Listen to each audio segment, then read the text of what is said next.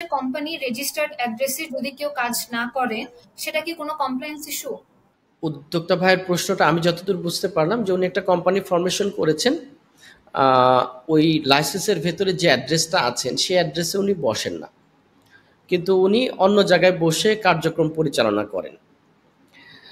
এখন বিষয়টাকে বুঝতে হবে যে আপনি অফিসিয়ালি লাইসেন্সের ভেতরে যে নাম নাই, আপনি ইনভয়েসের হোক অথবা এফটি এর ভেতরে হোক অথবা আপনার মোবাইল কোম্পানির অ্যাড্রেস হোক, কোনো জায়গাতে এই নামটা ব্যবহার করতে পারবেন না যেটা কোম্পানির আপনার ট্রেড লাইসেন্সের ভেতরে নাই বা আপনার টেনেসির ভেতরে নাই। আপনি মেইলিং অ্যাড্রেস হিসেবে, ডেলিভারি অ্যাড্রেস হিসেবে ব্যবহার করতে পারেন, কিন্তু মেইন অ্যাড্রেস হিসেবে এটাকে ব্যবহার করতে পারবেন না।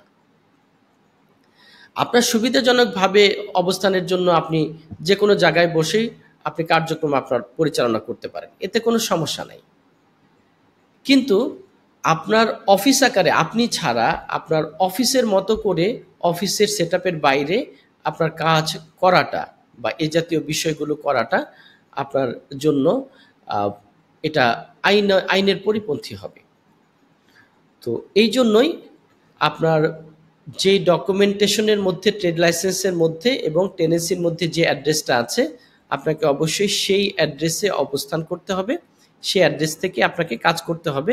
ব্যক্তিগতভাবে আপনি কোম্পানির ওনার বা পার্টনাররা বিভিন্ন জায়গায় বসে কাজ করতে পারেন for the time being, but official অ্যাড্রেসগুলো আপনাকে অবশ্যই এটাই মেনটেন করতে হবে, ট্রেড লাইসেন্সের অথবা এবং ট্রেড লাইসেন্স সহ টেনেন্সির মধ্যে যেটা আছে। আনঅফিসিয়ালি আপনি যে কোনো জায়গায় কাজ করতে পারেন, এতে কোনো সমস্যা নাই, বাট অফিসিয়াল যে বেটারগুলো আছে সেটা মেনটেন করার জন্য আপনাকে অবশ্যই ট্রেড লাইসেন্সের এবং টেনেন্সির অ্যাড্রেসটাকে ব্যবহার করতে হবে। ধন্যবাদ।